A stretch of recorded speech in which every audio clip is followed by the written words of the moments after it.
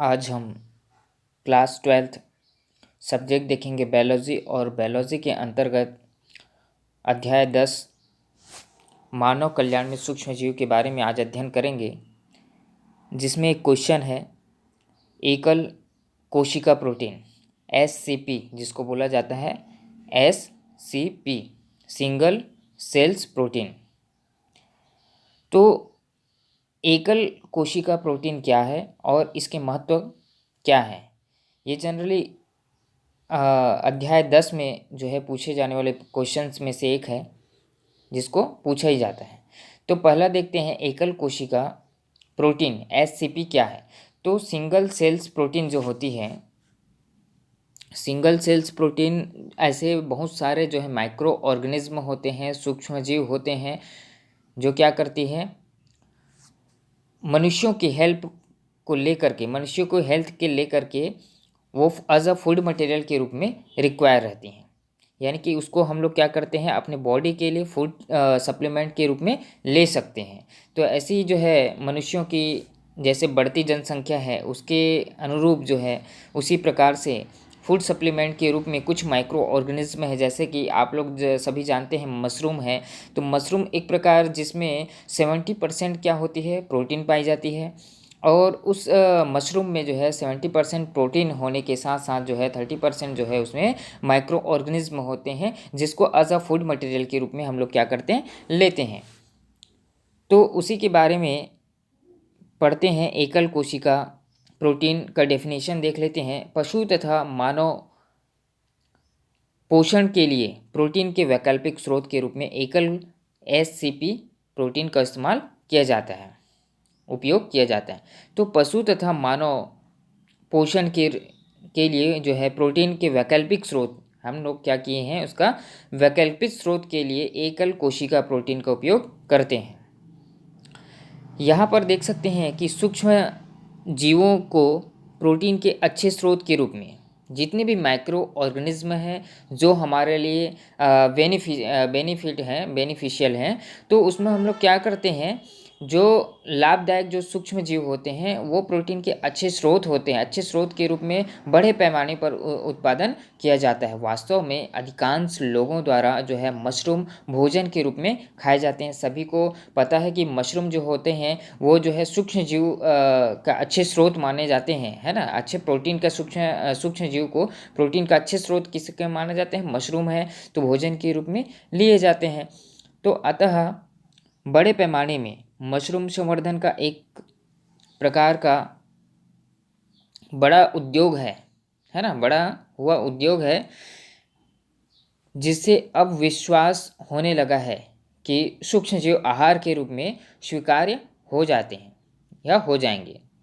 तो सूक्ष्म जीव स्पाइरोलाइना में प्रोटीन जो होती है, स्पाइरोलाइना सूक्ष्म जीव है। स्पाइरोलाइना जो क्या है, एक प्रकार का माइक्रो ऑर्गेनिज्म है। एज अ फूड मटेरियल में इसको प्रोटीन के रूप में लिया जाता है। और खनिज, वसा, कार्बोहाइड्रेट तथा विटामिन प्रचुर मात्रा में विद्यमान होते हैं। किसमें, मशरूम में। जो स्पाइरोलाइना जो सूक्ष्म जीव हैं उसमें जो है प्रचुर मात्रा में वसा, कार्बोहाइड्रेट और खनिज, प्रोटीन इत्यादि जो है प्रचुर मात्रा में पाए जाते हैं। और इनका उपयोग पर्यावरणीय प्रदूषण को भी कम करता है। सूक्ष्मजीव जैसे कि मिथाइलोफिलस, मिथाइलोट्रोपस की वृद्धि तथा बायोमास उत्पादन की उच्च दर से संभावित 25 टन तक प्रोटीन उत्पन्न कर सकते हैं। तो ये जो जैसे कि कुछ माइक्रो ऑर्गेनिज्म है, फॉर एग्जांपल यहाँ पर दिया गया है मिथाइलोफिकस, मिथाइलोट्रोपस। ये क्या है, एक प्रकार के सूक्ष्म जीव है जिसका उत्पादन करके उच्च दर में जो है 25 टन तक की जो है प्रोटीन हम लोग क्या कर सकते हैं, प्रोडक्ट के रूप में लिया जा सकता है। तो इस प्रकार से सिंगल सेल्स प्रोटीन का उपयोग मानव तथा पशु के रूप में जैसे देखा जाए तो जैसे कि गाय है ना, पशु के रूप में देखा जाए तो जैसे कि गाय है, उसमें देखा जाता है कि 250, यदि हम लोग देखा जाए तो 250 किलोग्राम हम लोग देखें प्रोटीन लेते हैं, तो वहाँ से हम लोग 200 ग्राम तक तो हम प्रोटीन पर डे जो है लिया जा सकता है। तो इस प्रकार पशुओं में भी और उसी प्रकार मनुष्य में पोषण के रूप में प्रोटीन का जो है वैकल्पिक स्रोत के रूप में सिंगल प्रोटीन सेल्स का उपयोग किया जाता है। सिंगल प्रोटीन सेल जो होती है वो मल्टी सेलुलर भी होती है, सिंगल सेलुलर के यहाँ पर तो सिंगल सेल्स प्रोटीन के नाम से जानते हैं, लेकिन वो मल्टी सेलुलर भी होते हैं और यूनिसेलुलर भी होते हैं। दूसरा हम लोग देखें मृदा की, तो मृदा जैसे कि जैव उर्वरक एक प्रकार के जीव है, जैव उर्वरक एक प्रकार के जीव है जो मृदा की जो पोषक गुणवत्ता को बढ़ाए रखने के लिए मदद करती हैं। और जैव उर्वरकों का जो प्रमुख स्रोत है वो क्या होती है? बैक्टीरिया होती है, कवक होती है, साइनोबैक्टीरिया होती है। लेग्यूमिनस पादपों की जड़ों पर स्थिर जो ग्रंथियां होती है, छोटी छोटी जो राउंड शेप में जो ग्रंथियां पाई जाती हैं, उसमें जो है राइजोबियम जो होती है सहजीवी के रूप में संबंध में कार्य करता है और उनके द्वारा संबंध होता है।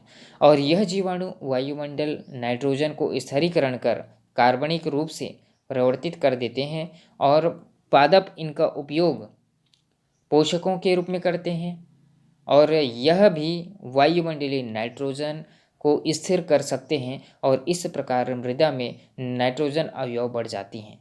तो इस प्रकार मृदा में जो है उर्वरकता के लिए जो है बैक्टीरिया है, साइनोबैक्टीरिया, कवक है, इनका संबंध होता है मुख्य स्रोत के रूप में। उसी प्रकार आज हम समझे कि SCP क्या है और मृदा में जैव उर्वरकों की क्षमता किनके अनुरूप होती है।